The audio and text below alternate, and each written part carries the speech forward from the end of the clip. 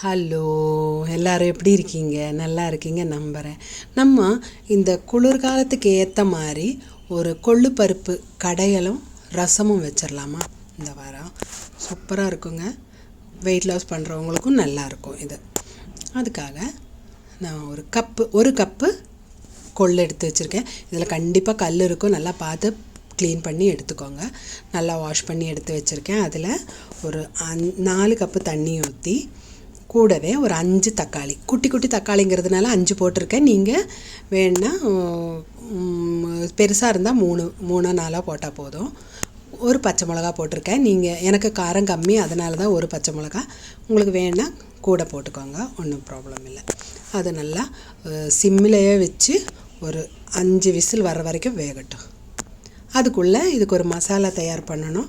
அதுக்காக 3 மிளகா, ஒரு 3/4 டீஸ்பூன் சீரகம், ஒரு டீஸ்பூன் பச்சை மல்லி, இதெல்லாம் போட்டு கொரப்பாக அரைச்சி எடுத்து வச்சிடலாம். பாருங்கள், அரைச்சி எடுத்துகிட்டு வந்தாச்சு, இருக்கட்டும். இனி நம்ம இந்த தக்காளி பருப்பெல்லாம் வெந்து பாருங்கள், கரெக்டாக நல்லா வெந்து வந்திருக்கு. இதில் 3 தக்காளி எடுத்துட்டு அதுலேயே நம்ம கொதிக்க வச்ச அந்த தண்ணி இருக்கு இல்லையா, அதையும் ஊற்றி அதை ரசம் வைக்கிறதுக்கு தனியாக எடுத்து வச்சுட்டு அதில் ஒரு நெல்லிக்காய் சைஸ் புளியை எடுத்து போட்டு ஒரு ஓரமாக வச்சிடலாம். அது இருக்கட்டும். அதுக்குள்ளே இந்த பருப்பு கடையிறதுக்காக 1 டேபிள் ஸ்பூன் ஆயில், அதுலேயே ஒரு 1/2 டீஸ்பூன் சீரகம், ஒரு 15லேருந்து 20க்குள்ளே சின்ன வெங்காயம், 5 பூண்டு எல்லாத்தையும் போட்டு நல்லா வதக்கி நல்லா கோல்டன் ப்ரௌன் ஆகிற வரைக்கும் கொஞ்சம் கருவேப்பிலையும் போட்டு நல்லா வதக்கி எடுத்துக்கோங்க. நல்லா வதங்கி வந்த உடனே நம்ம முதலே அரைச்சி வச்சுருந்தோம் இல்லையா, அந்த அரவையும் அதில் போட்டு நல்லா அந்த பச்சை வாசனை போகிற வரைக்கும் நல்லா வதக்கி விட்டுடலாம். நல்லா ரெடி ஆகிடுச்சு. நம்ம பருப்பு பாருங்கள், நல்லா வெந்து மலர்ந்து வந்திருக்கு.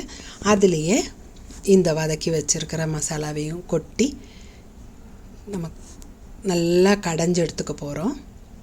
அதுக்கு ஒரு பருப்பு மத்து வச்சு நல்லா கடையலாம்.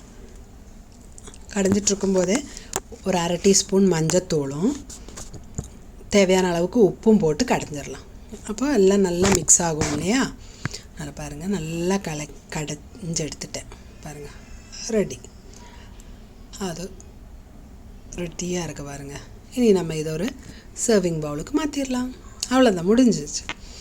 அது இருக்கட்டும். இனி நம்ம ரசத்தை ரெடி பண்ணிடலாம்.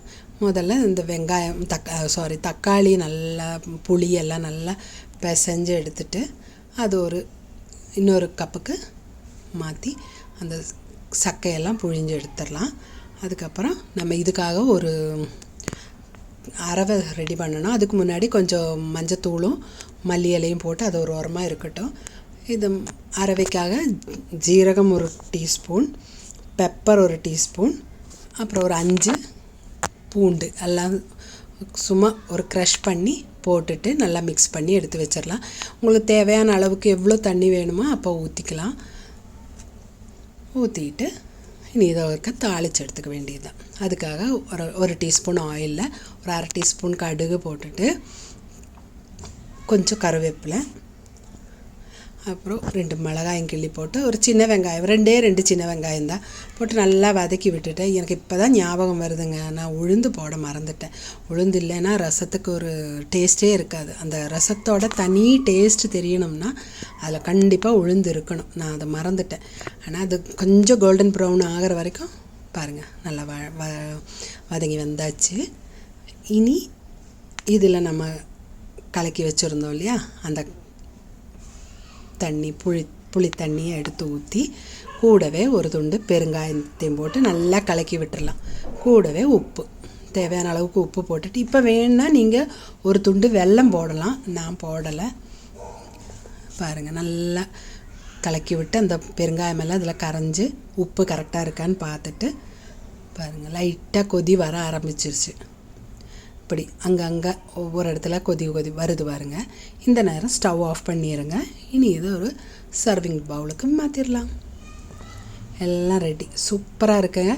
கண்டிப்பாக எல்லோரும் இதே மாதிரி செஞ்சு பார்த்துட்டு எப்படி இருந்ததுன்னு கமெண்ட் பாக்ஸில் கமெண்ட் பண்ணுங்கள். அடுத்த வாரம் சந்திக்கும் வரைக்கும் வணக்கம்.